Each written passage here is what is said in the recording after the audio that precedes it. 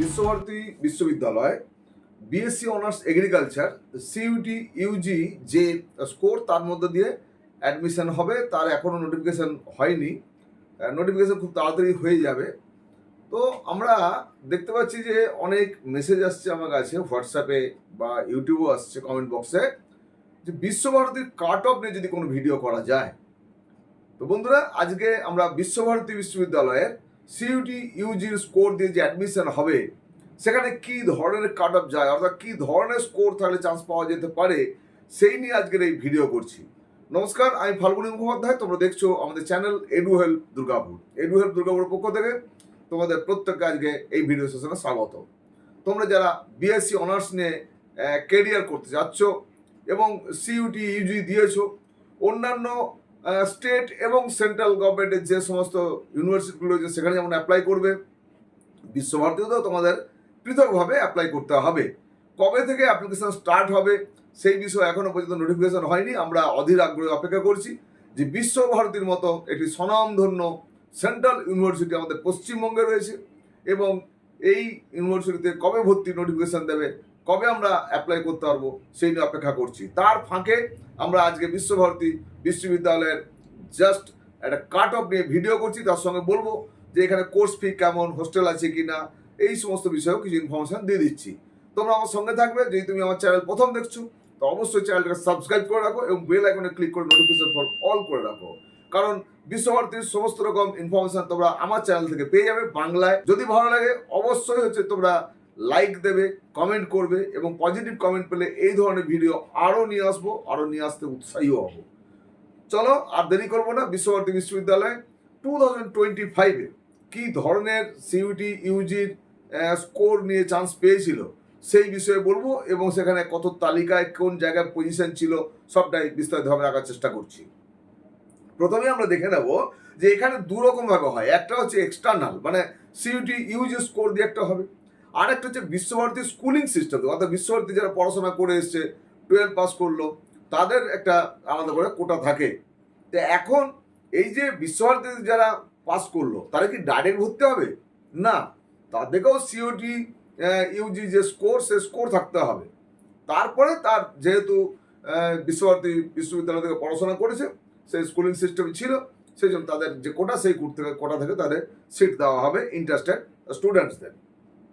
এবং দেখে নিই আমরা যে এখানে প্রথমেই এক্সটার্নাল স্টুডেন্টস, অর্থাৎ সিইউটি ইউজির যে স্টুডেন্ট যারা আসছে, যারা অ্যাসপিরেন্ট অ্যাপ্লিক্যান্ট যারা আসবে অ্যাপ্লাই করবে, তাদের জন্য সিট ম্যাট্রিক্সটা কি রয়েছে।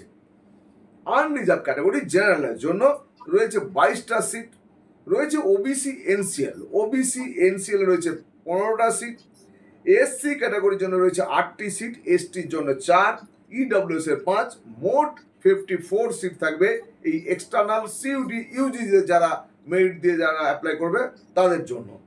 নেক্সট হচ্ছে ইন্টারনাল ফ্রম ভিবি স্কুলিং, যেটা বললাম বিশ্বভারতী স্কুলিং থেকে যারা, তাদের জন্য আনরিজার্ভ বা জেনারেলের জন্য রয়েছে 2টি সিট, ওবিসি এনসিএল এর জন্য রয়েছে 1টি সিট, এসসির জন্য 1টি সিট, এসটির জন্য 1টি, ইডব্লিউএস ক্যাটাগরির জন্য 1টি, টোটাল 6 সিট তাদের জন্য থাকছে। আইসিআর এর কোটা, তাদের জন্য সিট থাকে টোটাল 17। এখন এই আইসিআর এর কোটা তোমরা যখন অ্যাপ্লাই করেছো তখন নিশ্চয়ই যারা আইসিআর এর কোটা থেকে ভর্তি হবে তারা কি ওই ফর্মে আইসিআর এর ওখানে টিক দিয়েছিলে? যারা টিক দিয়ে থাকবে, কারণ আইসিআর এ আলাদা করে কোনো কাউন্সিলিং হয় না, আইসিআর এ আলাদা করে এক্সাম হয় না, এই সিইউটি ইউজির যে এক্সাম, সেই এক্সাম থেকেই এই কোটাতেও আসবে। বাট যারা ফর্ম ফিল আপ করার সময় আইসিআর এর কোটাতে ঠিক করেছিল তারাই কেবলমাত্র আসবে। তাদের জন্য 17টি সিট রয়েছে। আর জেএনকে এখানে সুপার নিউমারি যে সিট, সেটি 2টি। এবার চলে আসবো আমরা এই যে এক্সটার্নাল বা সিইউটি ইউজির পরীক্ষা দিয়ে যারা আসবে, যারা বিবি স্কুলিং থেকে নয়, তাদের কি ধরনের র্যাঙ্ক ছিল, কোন জায়গায় সিট পেয়েছিল সেটা একটু বলছি। আনরিজার্ভ বা জেনারেল ক্যাটাগরির জন্য কম্বাইন যে লিস্ট বেরিয়েছিল, সেই লিস্টে 27 নাম্বার যে ক্যান্ডিডেট ছিল, 27 সিরিয়ালে যে ক্যান্ডিডেট ছিল, তার সিইউটি ইউজিতে স্কোর ছিল 597.231 আউট অফ 750। এখানে ক্লাস 12-এ তার স্কোর ছিল 93.4%। তার ক্লাস 12 পাসিং ইয়ার ছিল 2023, অর্থাৎ 25-এ যে অ্যাডমিশন হয়েছিল সেখানে দেখা যাচ্ছে ফ্রেশার্স ক্যান্ডিডেট, অর্থাৎ 25-এর ক্যান্ডিডেট নয়, 23-র ক্যান্ডিডেট এখানে চান্স পেয়েছিল। কারণ কারণ নিউ এডুকেশন পলিসি অনুযায়ী সিইউটি ইউজিতে ব্যাক ইয়ারের জন্য কোনো রকম কোনো অসুবিধা হয় না, তাই ব্যাক ইয়ারের ক্যান্ডিডেটরাও বসেছে এবং দেখতে পাচ্ছি আমরা 2023 ক্যান্ডিডেট কিন্তু কোয়ালিফাই করেছিল এবং লাস্ট ক্যান্ডিডেট 27 সিরিয়ালে যে ছিল সে হচ্ছে লাস্ট ক্যান্ডিডেট, যে লিস্ট পেয়েছিল তার লাস্ট ক্যান্ডিডেট সে এটা পেয়েছিল 93.4 তার ছিল 12-এর মার্কস, আর 597.231 এটা ছিল। ওবিসি এনসিএল, ওবিসি এনসিএল এর জন্য দেখতে পাচ্ছি যে কম্বাইন যে লিস্ট বেরিয়েছিল সেই লিস্টে 97 সিরিয়ালে যে ছিল সে চান্স পেয়েছিল লাস্ট ক্যান্ডিডেট হিসাবে, যার নাম্বার ছিল সিইউটি ইউজিতে 532.441। ওর ক্লাস 12-এর যে স্কোর ছিল সেটি ছিল 75.6% এবং সেও 2023 পাসিং ইয়ারের ক্যান্ডিডেট ছিল। নেক্সট হচ্ছে এসসি ক্যাটাগরি। এসসি ক্যাটাগরিতে 140 নম্বর সিরিয়াল, অর্থাৎ কম্বাইন্ড লিস্টের 140 নম্বর সিরিয়ালে যে ছিল, যার সিইউটি ইউজি স্কোর ছিল 510.235। তার এখানে 12-এর যে স্কোর ছিল 88.2% এবং ক্লাস 12 পাসিং ইয়ার ছিল তার 2023।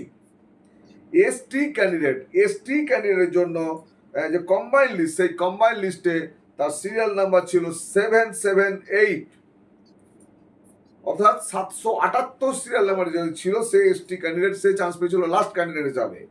তার স্কোর কত ছিল সিইউটি ইউজিতে? তার স্কোর ছিল 386.569 এবং ক্লাস 12-এ তার যে এখানে ক্লাস 12-এ তার যে স্কোর ছিল সেটি 74.33%। সে ছিল 2024-এর পাসিং ইয়ারের ক্যান্ডিডেট। ইডাব্লিউএস ক্যাটাগরি, ইডাব্লিউএস ক্যাটাগরিতে দেখা যাচ্ছে যে কম্বাইন লিস্টে 59 সিরিয়ালে যে ছিল সেই চান্স পেয়েছিল লাস্ট ক্যান্ডিডেট হিসাবে এবং সিইউটি ইউজি স্কোর যেটা ছিল তার সেটি 563.581। তার ক্লাস 12-এর স্কোর কত ছিল? তার ক্লাস 12-এর স্কোর ছিল 77.4%। ক্লাস 12 পাসিং ইয়ার কোনটি ছিল? 2023। তাহলে আমরা দেখলাম যে এই 5 ধরনের ক্যাটাগরির ক্যান্ডিডেটদের মধ্যে একজন ক্যান্ডিডেট কেবলমাত্র 2024-এর ক্যান্ডিডেট চান্স পেয়েছিল, অন্য বাকি সবই 2023-র ক্যান্ডিডেটের চান্স পেয়েছিল। সুতরাং এবছর তোমাদের কেমন পরীক্ষা হয়েছে তারপরে নির্ভর করবে তুমি এখানে চান্স কতটা পেতে পারো বা না পেতে পারো। কারণ এখানকার যে কাট অফ, সেই কাট অফ আমরা দেখতে পাচ্ছি অনেকটাই হাই, বিশেষ করে জেনারেল, ওবিসি, ইডাব্লিউএস, এসসি পর্যন্ত প্রচুর হাই গেছে। জেনারেল, ওবিসি, এনসিএল, ইডাব্লিউএস এদেরকে at the time of admission 11,525 rupees হচ্ছে পেমেন্ট করতে হয় ফার্স্ট ইয়ারের জন্য।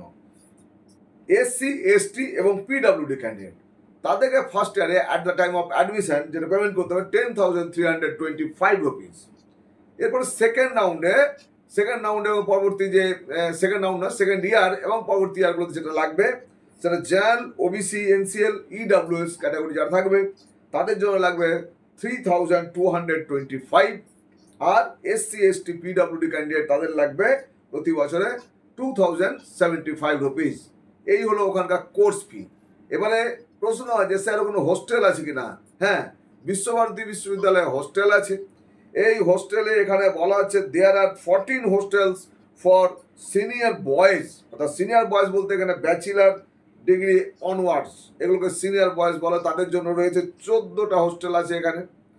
আর বলা হয়েছে দেয়ার আর 10 hostels for senior girls bachelor degree and onwards যারা, তাদের জন্য 10টা হোস্টেল এখানে আছে। হোস্টেল ফিসটা আমি দিতে পারলাম না, কারণ হোস্টেল ফিসটা খুঁজেও পাওয়া যায়নি, পরবর্তীকালে আমরা জেনে যাব। তো এই হলো বিশ্বভারতীর একটু তোমাদের স্যালিন ফিচার্সের মধ্যে কাট অফটা বললাম, হোস্টেল বললাম এবং ফিসটাও একটু রাখা হলো। কেমন লাগলো নিশ্চয়ই জানাবে। তোমরা এতক্ষণ ধরে আমার ভিডিওতে থাকার জন্য তোমাদের অনেক অনেক ধন্যবাদ ও শুভেচ্ছা জানাবো। প্রত্যেকে ভালো থাকবে আর দেখতে থাকবে আমাদের চ্যানেল এডুহেল্প দুর্গাপুর। আজকে এই পর্যন্ত, দেখা হবে নতুন আরেকটা ভিডিও নিয়ে। ধন্যবাদ।